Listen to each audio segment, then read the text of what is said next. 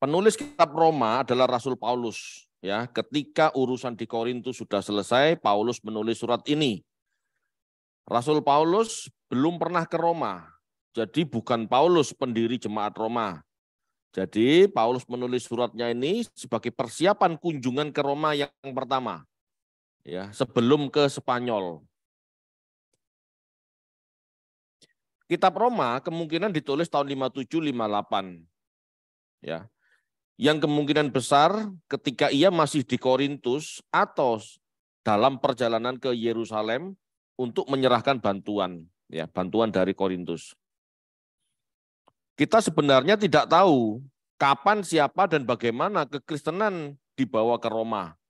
Mungkin sekali oleh peziarah Yahudi sepulang dari Yerusalem yang bertemu aliran baru di Yudea. Ya, jadi sekali lagi kalau Anda belajar, Yahudi itu juga banyak aliran. Saduki, Farisi, Eseni. Farisi sendiri punya aliran ya, punya mazhab-mazhab, punya aliran ya, ada alirannya Syamai, ada alirannya Hillel gitu ya. Jadi mereka orang-orang Yahudi Roma sepulang dari Yerusalem menyebarkan aliran baru. Yahudinya Yesus, istilahnya gitu. Kan belum ada kekristenan ya. Namun jemaat Roma kebanyakan bukan Yahudi. Ya, kebanyakan adalah non-Yahudi. Roma bukan tujuan Paulus. Ya, sebab jemaat itu bukan didirikan Paulus. Jadi para rasul itu punya kode etik sendiri. Ya. Sesama rasul tidak mencampuri yuridiksinya masing-masing. Ya, tidak mencampuri yuridiksinya sesamanya, tidak mencampuri wilayah yang dirintis oleh sesamanya, gitu loh. Seandainya pun berkunjung, ya cuman sekedar berkunjung, tetapi tidak tidak tinggal lama dan tidak ikut campur, gitu. Jadi ada yuridiksinya. Kenapa Paulus rasa harus mampir? Karena dia harus memperkenalkan Injilnya. Kenapa harus memperkenalkan Injilnya? Paulus takut jemaat Roma belum memiliki jati diri, belum memiliki pengertian dari kekristenan yang sesungguhnya, gitu ya. Karena harus dipahami bahwa kekristenan ini lahirnya kan dari Yahudi. Jadi mereka masih bingung. Jadi Kristen apakah harus jadi seperti orang Yahudi, gitu ya. Jadi Paulus ke sana hanya untuk itu. Paulus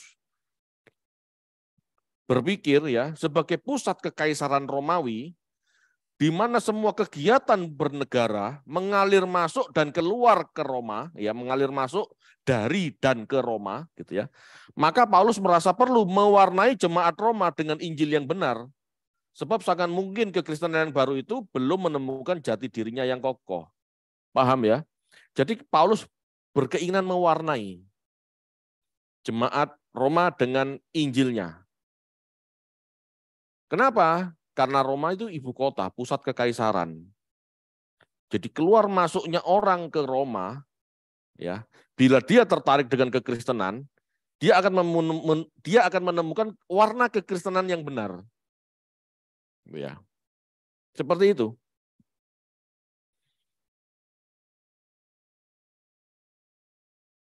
Itu latar belakangnya. Tema utama, Injil Kristus untuk keselamatan semua orang. Ya, Paulus memiliki prinsip bahwa Yesus dan Injilnya adalah penggenapan Taurat. Taurat adalah penuntun manusia beradab sebelum mengenal iman berdasarkan kasih. Ya, kita sudah tahu bahwa Taurat itu sudah kadaluarsa semenjak Yesus hadir sebagai penggenap Taurat. Ya, Taurat bagus, tapi itu penuntun sebelum iman itu datang. Setelah Kristus, ya, teladan iman itu datang, ya kita taat kepada Allah melalui iman seperti Kristus taat. Itu maksudnya. Menurut Paulus, melakukan hukum bukan berarti mengasihi atau percaya Tuhan. Bisa jadi perbuatan itu sekedar rutinitas, ritual munafik, atau takut dihukum. Itu bukan kebenaran. Paulus menekankan kebenaran.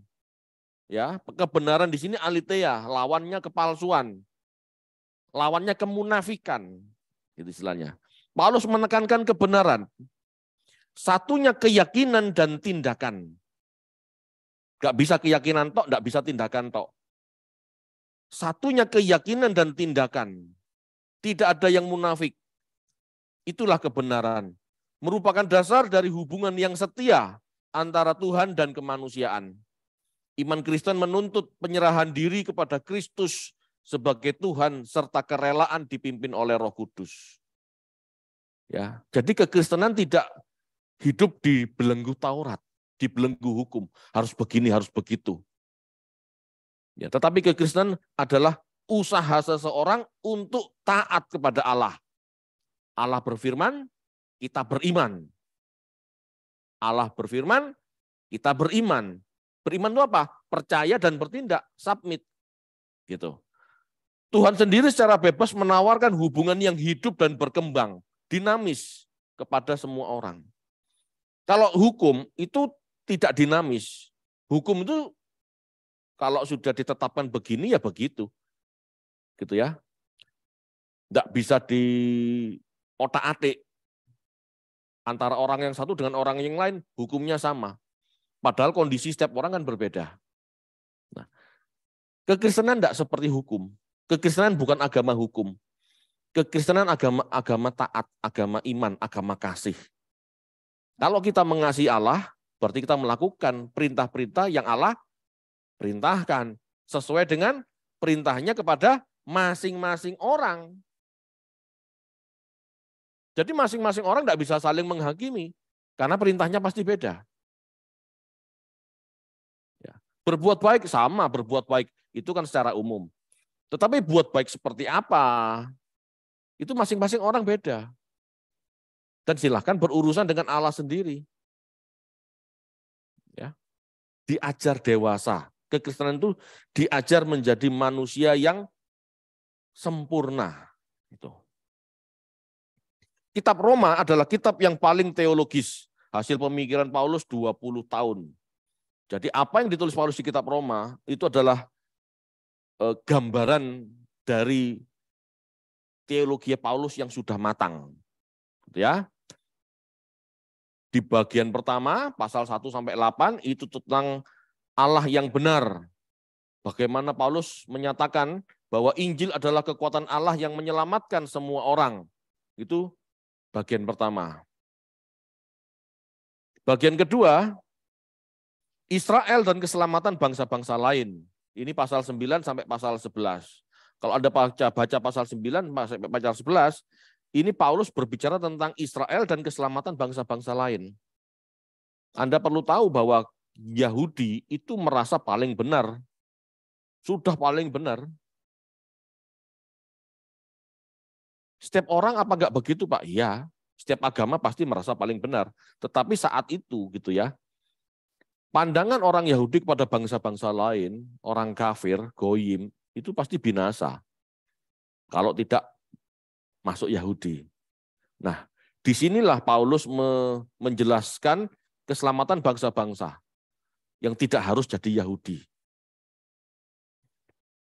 Lalu apakah orang non-Yahudi selamat, Pak? Nah, kita harus lihat penjelasan Paulus seperti apa.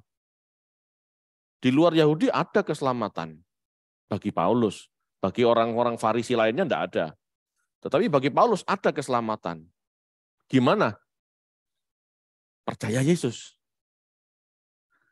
Ya, yang mengenal Yesus, percaya Yesus bisa selamat.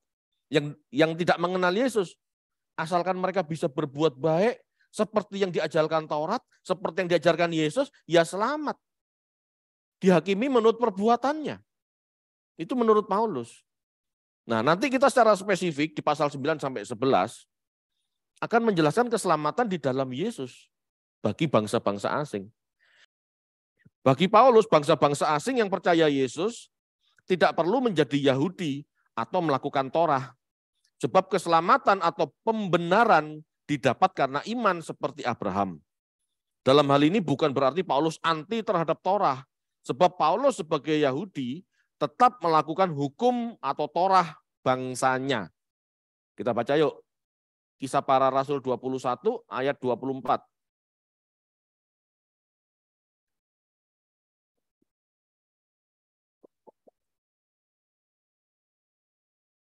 Kisah Para Rasul 21 ayat 24.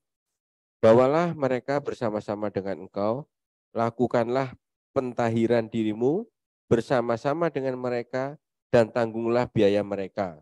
Sehingga mereka dapat mencukurkan rambutnya, maka semua orang akan tahu bahwa segala kabar yang mereka dengar tentang engkau sama sekali tidak benar, melainkan bahwa engkau tetap memelihara hukum Taurat. Jelas ya. Paulus sendiri tetap ikut Taurat. Kenapa? Karena dia Yahudi. Tetapi bagi orang Yunani yang percaya Yesus, dia mengatakan, kamu tidak perlu ikut Yahudi, tidak perlu ikut Taurat, karena kamu percaya oleh iman di dalam nama Yesus. Kamu selamat.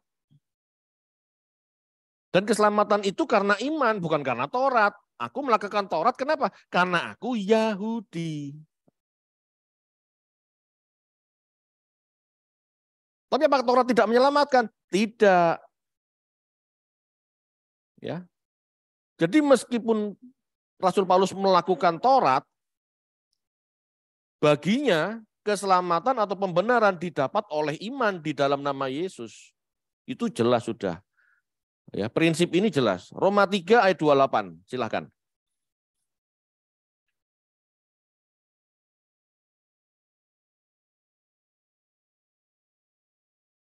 Roma 3 ayat 28. Karena kami yakin bahwa manusia dibenarkan karena iman dan bukan karena ia melakukan hukum Taurat. Jelas ya? Bukan karena Taurat, karena iman. Pasal 5 ayat 1.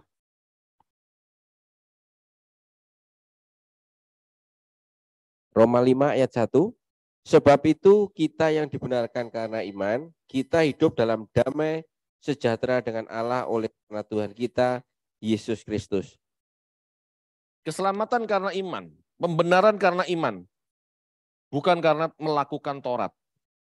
Kalau Paulus melakukan Taurat, ya karena dia Yahudi. Sebetulnya sama seperti kita, ya. Orang Jawa yang jadi Kristen, kalau terbiasa sungkem, ya sungkem saja.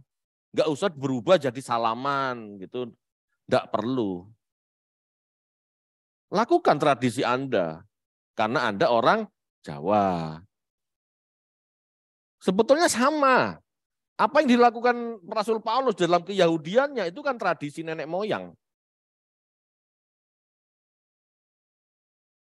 Keselamatannya, pembenarnya karena iman. Karena ketaatan di dalam nama Yesus. Ketaatan seperti Yesus taat, itu keselamatan.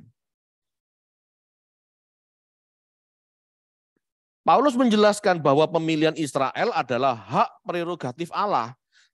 Tidak tergantung pada usaha manusia. Pemilihan Israel itu hak prerogatif Allah. Tidak tergantung pada usaha manusia. Itu pemilihan Israel. Tetapi keselamatan ya tergantung imannya masing-masing orang. Tidak tergantung pemilihan. Kita baca pasal 9 ayat 12 sampai 16. Pasal 9 ayat 12 sampai 16. Roma 9 ayat 12 sampai 16. Dikatakan kepada Ribka, anak yang tua akan menjadi hamba anak yang muda. Seperti ada tertulis, aku mengasihi Yakub tetapi membenci Esau. Jika demikian, apakah yang hendak kita katakan? Apakah Allah tidak adil? Mustahil. Sebab ia berfirman kepada Musa, aku akan menaruh belas kasihan kepada siapa aku mau menaruh belas kasihan, dan aku akan bermurah hati kepada siapa aku mau bermurah hati.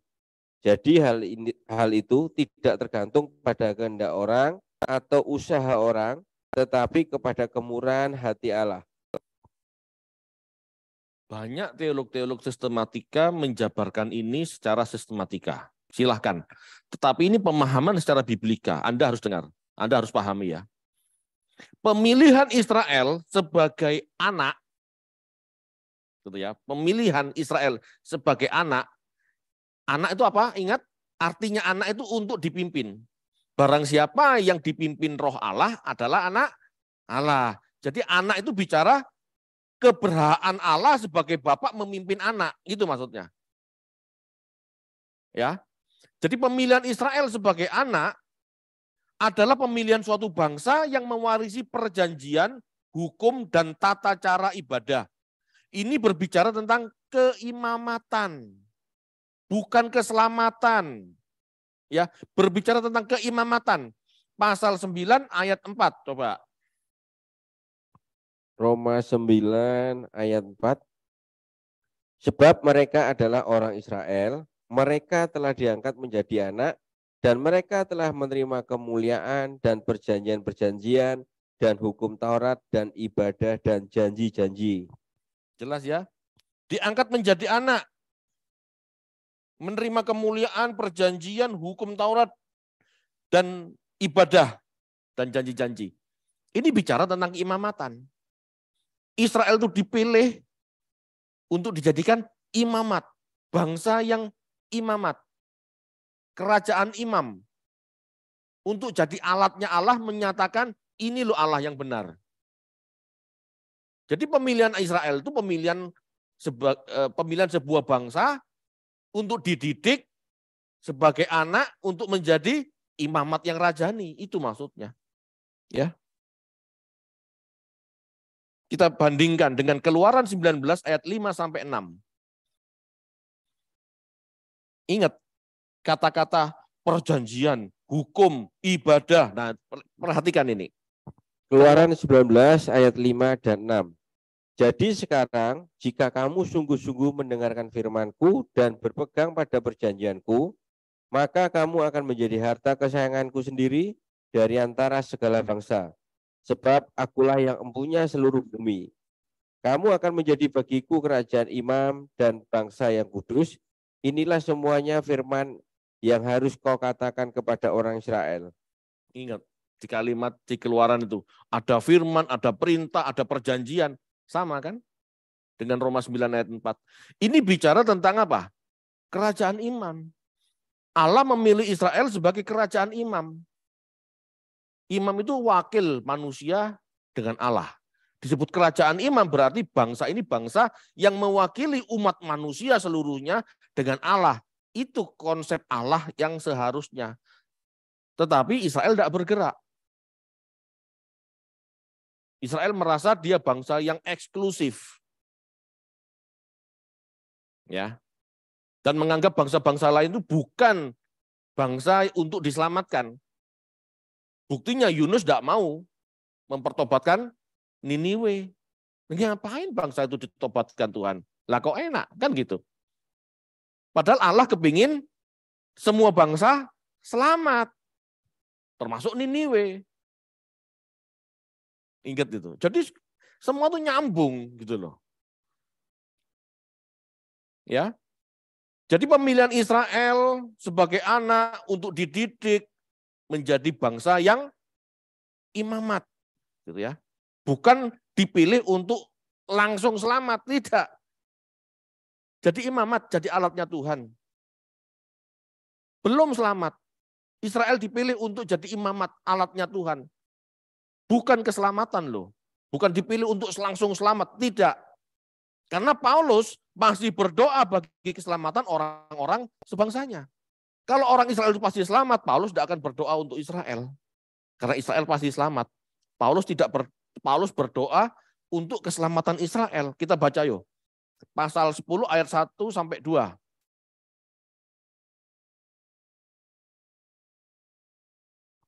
Roma 10 ayat 1 dan 2.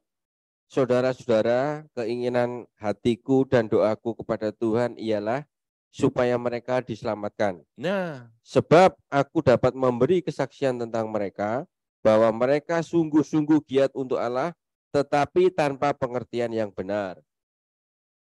Giat untuk Allah, belum tentu selamat. Giat untuk Allah tanpa pengertian yang benar, belum tentu selamat. Paulus masih berdoa untuk bangsa ini, agar mereka selamat. Paham ya? Jadi Israel itu bangsa yang dipilih Tuhan menjadi imamat, menjadi alatnya. Tetapi dengan gaya hidup mereka yang tidak tepat ini, bangsa ini tidak selamat. Kenapa? Mereka menolak Yesus. Kenapa menolak Yesus? Karena mereka punya kebenarannya sendiri. Mereka punya prinsip sendiri. Mereka punya premis sendiri.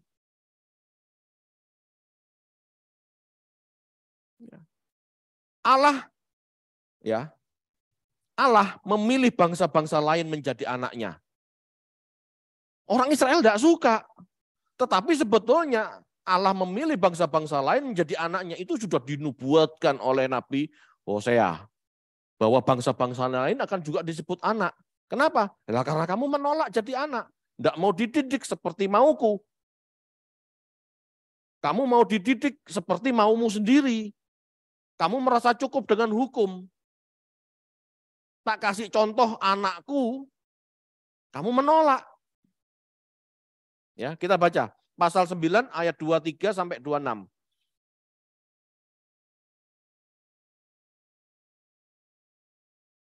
Roma 9 ayat 23 sampai 26.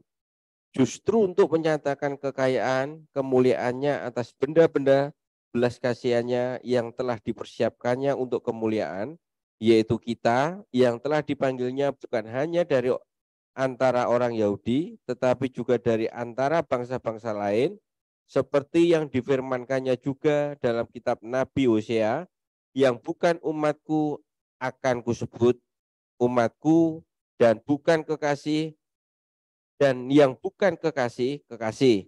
Dan di tempat di mana akan dikatakan kepada mereka, kamu ini bukanlah umatku, di sana akan dikatakan kepada mereka, anak-anak Allah yang hidup. Ya, itu sudah dinubuatkan zaman Hosea. Zaman Hosea itu sekitar 600 tahun sebelum Yesus. Berarti keselamatan bukan hanya untuk orang Yahudi. Pemilihan menjadi anak bukan cuma untuk orang Yahudi. Allah ingin semua orang jadi anak. Bisa dididik ya dan selamat. Kalau bangsa Israel menolak menjadi imamat, maka Allah juga akan mendidik bangsa-bangsa lain menjadi imamat. Itulah kekristenan. Jadi Yesus lahir ini bukan hanya untuk orang Israel. Kan banyak ya teolog-teolog sebelah itu mengatakan, loh Yesus itu kan untuk orang Yahudi, bukan untuk orang non-Yahudi. Salah. Paulus menjelaskan bahwa Yesus lahir untuk semua orang, baik Yahudi maupun non-Yahudi. Memang karena Israel menolak. Dari awal, dari dulu kan sudah menolak diatur Tuhan. Kalau kita pelajari Biblika, sebelum pembuangan, ya itu semua apa? Kemarahan Allah karena orang Israel tidak bisa dididik. Terlalu bangga sama kerajaannya, terlalu bangga sama hukum Tauratnya, terlalu bangga sama ritualnya, sehingga tidak bisa dididik.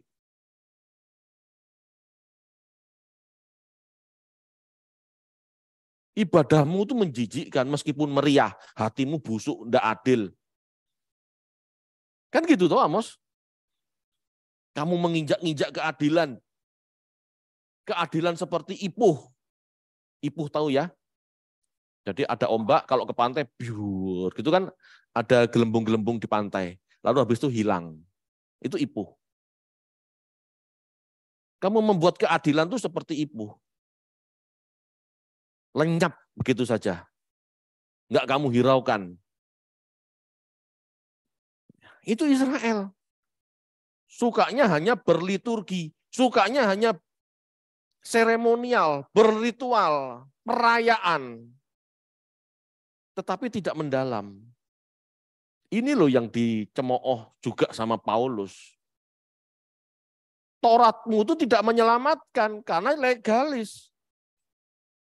Kalau iman, kamu percaya dari hati, mulut mengaku, hati percaya, kamu taat. Itu yang menyelamatkan. Bukan cuma berbuat, bukan cuma sekedar berpuasa, sekedar bersedekah, sekedar berdoa, hanya mengikuti syariah. Enggak bisa. Harus dari batin, harus dari gairah.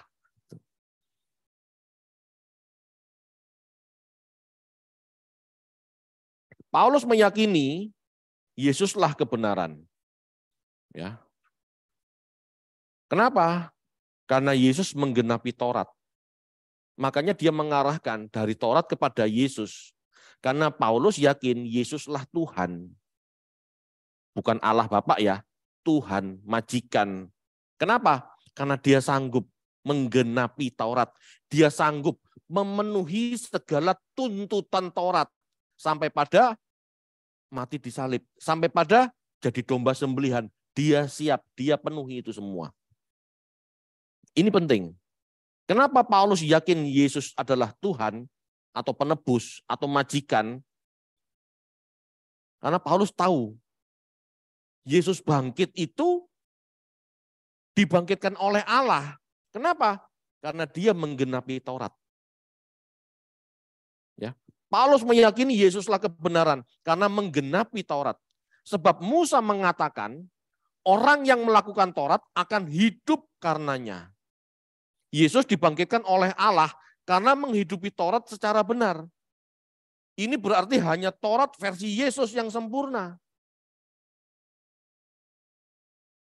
Bingung? Kita baca dulu. 2 Korintus 3 ayat 14.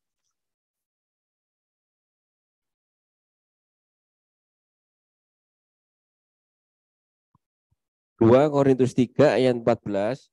Tetapi pikiran mereka telah menjadi tumpul, sebab sampai pada hari ini selubung itu masih tetap menyelubungi mereka jika mereka membaca perjanjian lama itu tanpa disingkapkan. Karena hanya Kristus saja yang dapat menyingkapkannya. Hanya Kristus saja yang bisa menyingkapkan. Rabi-rabi lain tidak bisa menyingkapkan. Buktinya apa? Yesus bangkit. Rabi-rabi lain, imam-imam mati tidak pernah bangkit. Yesus mati bangkit. Itu berarti Yesus itu dibenarkan Allah. Itu maksudnya. Ya. Musa mengatakan orang yang melakukan Taurat akan hidup karenanya. Orang yang melakukan Taurat akan hidup karenanya. Yesus dibangkitkan oleh Allah karena menghidupi Taurat secara benar. Ini berarti hanya Taurat versi Yesus yang sempurna, bukan versi yang lain. Yesus hidup selamanya, itu bukti dialah kebenaran yang layak dipercaya. Rabi-rabi yang lain kebenarannya tidak layak dipercaya. Semua itu legalis. Kamu boleh mentafsir, tapi tidak tepat. Kalau Yesus mentafsir, itu tepat. Makanya Yesus mengatakan, aku datang bukan meniadakan Taurat, tapi menggenapi, menyempurnakan. Apa yang Taurat ajarkan, aku hidupi dengan sempurna, sehingga aku dibangkitkan Bapa. Itu maksudnya. Baru ya? Baru ngerti? Pasal 10 ayat 4-5. Ayo dibaca.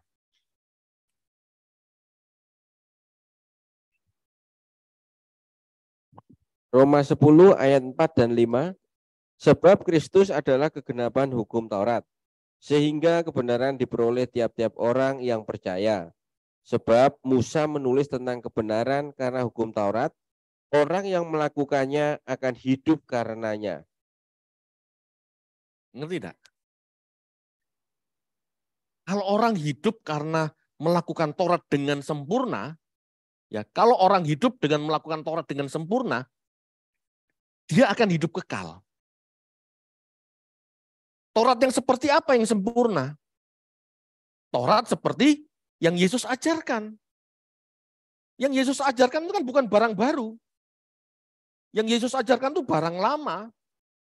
Taurat Musa, tetapi dengan tafsiran yang benar.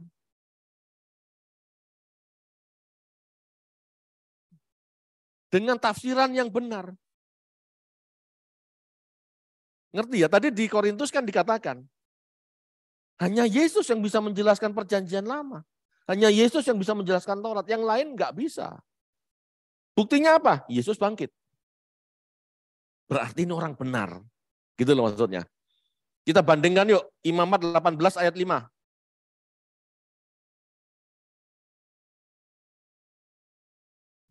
Imamat 18 ayat 5. Sesungguhnya kamu harus berpegang pada ketetapanku dan peraturanku. Orang yang melakukannya akan hidup karenanya, akulah Tuhan. Ini Musa yang ngomong. Jadi Yesus mati disalib bisa bangkit. Kenapa? Karena Allah berkenan. Dia bisa melakukan Taurat dengan sempurna. Jadi kalau kita mau dibangkitkan, kita harus hidup seperti Yesus hidup. Karena ini janji Allah. Yang melakukan hukum Allah dengan benar, dia dibangkitkan. Hukum Allah dalam arti bukan Taurat versi Musa yang bisa ditafsir dengan berbagai macam. Tafsirannya Saduki, tafsirannya Farisi. Kita contoh Taurat versi Yesus, yaitu Injil. Injil itu kan Taurat yang disempurnakan. Ikuti Yesus, ikuti teladannya, ikuti aturannya, ikuti perintahnya. Kamu akan hidup. Dalam arti kita dibangkitkan seperti Yesus dibangkitkan. Yesus itu contohnya, prototipenya. Rabi-rabi yang lain nggak bangkit. Tapi Rabi Yesus bangkit. Kenapa? Apa yang diajarkannya benar.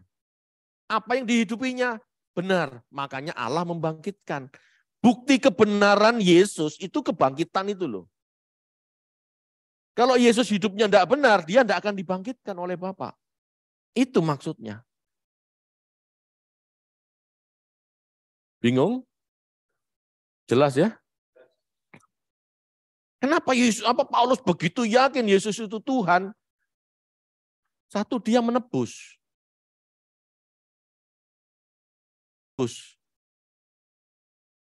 Tuhan bukan dalam arti Allah, tapi majikan, menebus. Dan karena penebusan itulah dia berhak apa? Menuntut pengikutnya, mendidik pengikutnya. Ya.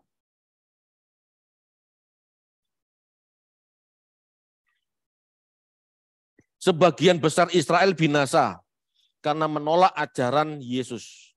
Hanya sisa Israel yang diselamatkan. Ini karena Israel menolak Yesus yang adalah kebenaran. Menolak kebenaran ya kamu binasa. Karena Israel mengejar kebenarannya sendiri dengan perbuatan menurut hukum. Pasal 9 ayat 30 sampai 32. Roma 9 ayat 30 sampai 32. Jika demikian, apakah yang hendak kita katakan ini bahwa bangsa-bangsa lain yang tidak mengejar kebenaran telah beroleh kebenaran, yaitu kebenaran karena iman.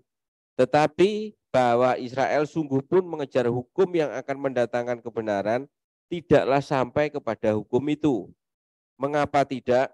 Karena Israel mengejarnya bukan karena iman, tetapi karena mereka tersandung pada batu sandungan. Jelas?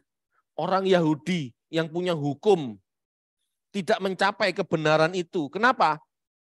Bener dewe. Bangsa Israel loh, yang dibeli hukum, tidak mencapai kebenaran itu. Kenapa? Dia punya kebenaran sendiri. Dia lakukan hukum itu legalisme.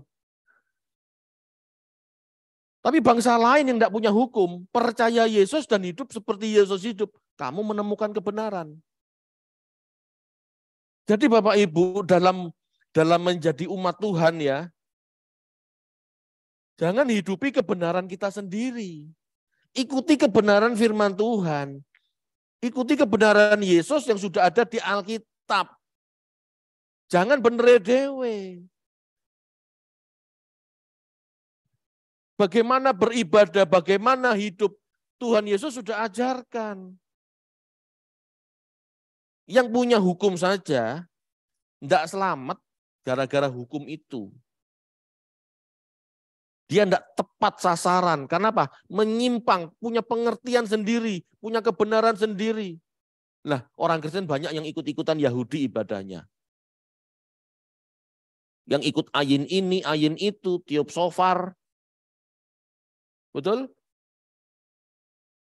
Padahal tidak ada yang selamat mereka. Mereka tidak dibangkitkan. Hiduplah seperti Yesus hidup agar kita dibangkitkan. Itu yang benar. Jangan aneh-aneh ibadah itu.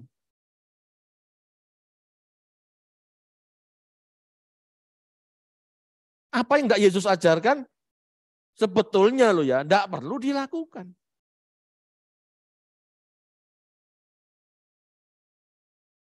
Apa yang tidak diperintahkan Yesus sebetulnya tidak perlu dilakukan. Aneh-aneh. Saya tidak menghina aliran lain, gereja lain, segala macam ya. Cuman kebenarannya seperti itu. Kan buat tata cara ibadah sendiri. Beribadahlah seperti Yesus beribadah kepada Bapa. Itu yang membuat kita selamat.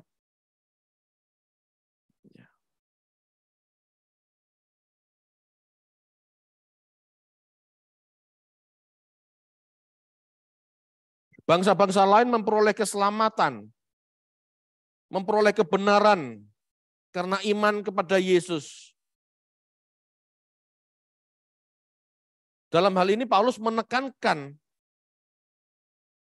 iman kepada Yesus, keyakinan bahwa Yesus adalah Tuhan, yang melaluinya seseorang beroleh iman.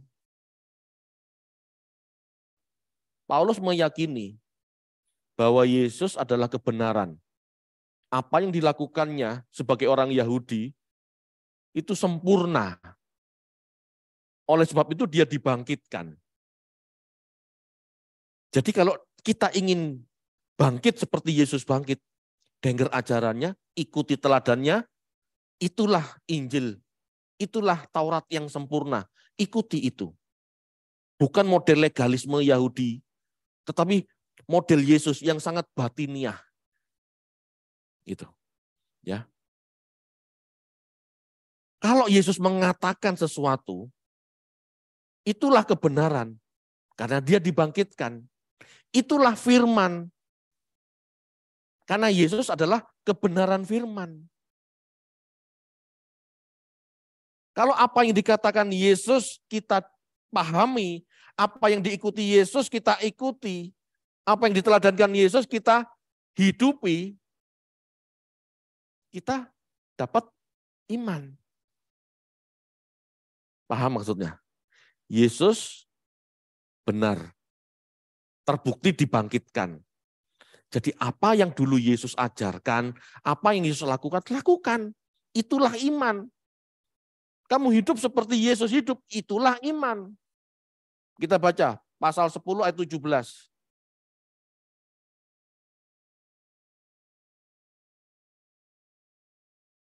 Roma 10 ayat 17.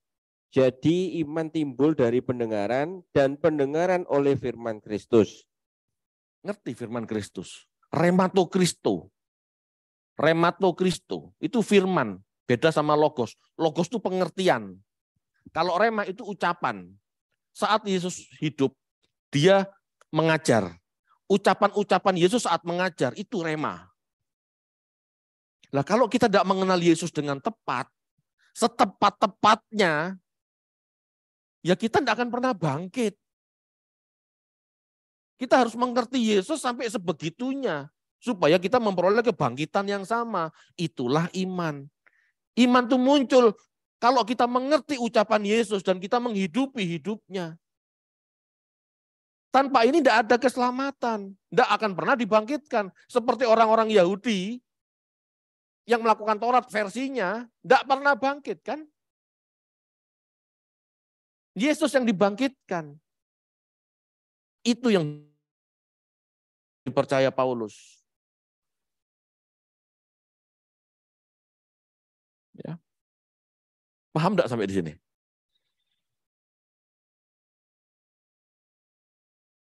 Saya sendiri yang membedah ini juga heran-heran. Oh, begini toh. Kalau baca beberapa pasal, bolak-balik, itu baru nyambung.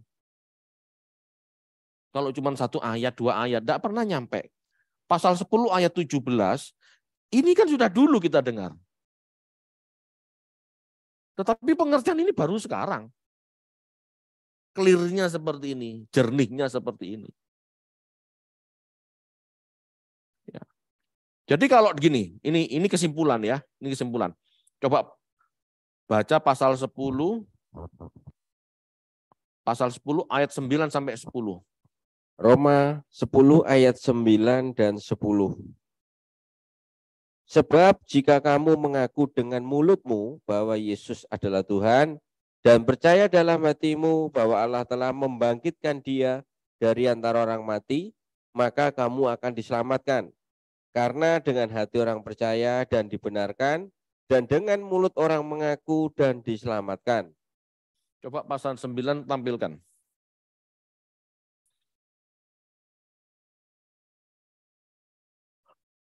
Roma 10 ayat 9. Ya, lihat bahwa Yesus adalah Tuhan. Dan percaya dalam hati bahwa Allah telah membangkitkan Dia. Berarti Yesus itu Tuhan, berbeda dengan Allah loh. Karena Allah yang membangkitkan Dia. Allah membangkitkan Yesus. Jelas? Berarti ada 2 pribadi yang berbeda. Yesus tidak bangkit sendiri. Yesus dibangkitkan Allah. Dalam arti apa? Yesus adalah Tuhan. Bukankah Allah adalah Tuhan? Bukan, dalam hal ini bukan. Allah memang Tuhan, tetapi Tuhan belum tentu Allah. Ya. Yesus dibangkitkan oleh Allah. Ya, Allah telah membangkitkan Dia itu kan Yesus. Allah telah membangkitkan Yesus. Ya, kita percaya Yesus adalah Tuhan. Dan Allah telah membangkitkan Dia. Berarti ada Tuhan dan ada Allah. Allah Bapa. Ya. Jadi Yesus adalah Tuhan dalam arti apa? Gitu ya. Kita coba cek.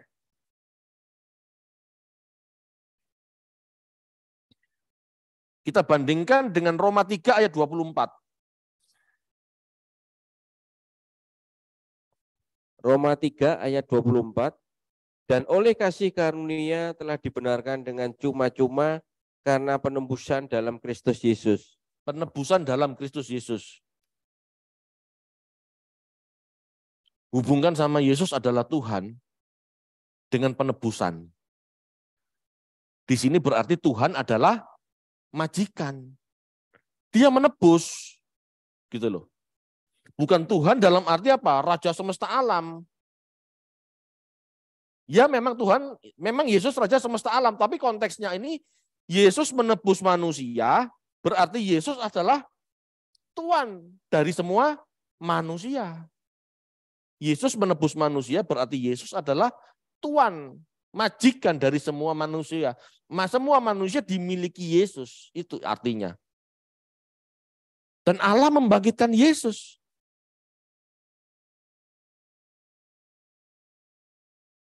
Yesus yang menebus kita dibangkitkan oleh Allah. Dialah Tuhan, majikan yang hidup. Ya, itu artinya Roma 10 ayat 9 sampai 10. Di ayat 12 itu adalah Allah yang sama, yang membangkitkan Yesus adalah juga Allah bagi bangsa-bangsa lain. Pasal 12 coba dibaca. Roma 10 ayat 12. Sebab tidak ada perbedaan antara orang Yahudi dan orang Yunani.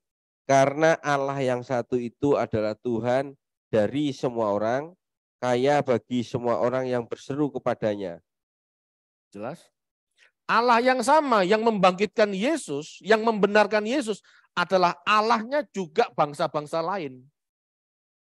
Jadi bagi mereka yang percaya Yesus, ya juga dibenarkan di dalam nama Yesus. Bagi mereka yang hidup seperti Yesus hidup, dibenarkan sama oleh Allah yang satu itu. Jadi tidak ada bedanya. Kita tidak perlu jadi Yahudi-Yahudian, gitu loh ya. Untuk selamat itu tidak perlu jadi Yahudi. Karena Allah yang sama yang membangkitkan Yesus, yang orang non-Yahudi percaya, itu juga akan membangkitkan kita. Itu maksudnya. Jadi di sini tekanannya Paulus apa? Keselamatan bagi non-Yahudi. Kamu tuh umat apa ya? Umat yang baru, imamat yang rajani yang baru. Karena yang lama menolak taat, menolak anaknya, menolak teladannya. Kamu juga akan diselamatkan orang non-Yahudi, karena yang membenarkan kamu Allah yang sama yang membangkitkan Yesus, yang adalah majikanmu, yang kamu percaya itu. Nah kalau konsep ini kita tidak tahu, kita hidup sembarangan. Lihat banyak orang Kristen ke Yahudi-Yahudian sekarang. Kalau Rasul Paulus masih hidup, nangis Rasul Paulus itu pasti. Benar. Kenapa? Lah aneh-aneh. Kamu sudah dimerdekakan, kamu kok aneh-aneh sekarang?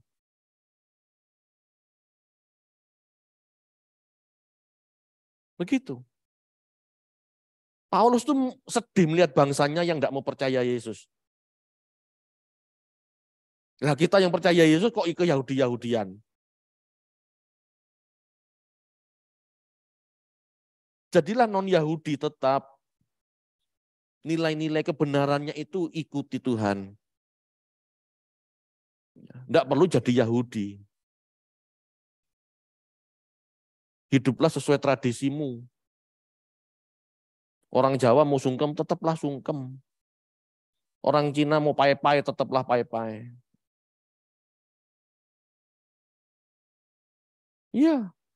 Makanya kekristenan menjadi agama besar. Kenapa? Lintas batas budaya dan politik. Semua bisa terima Yesus.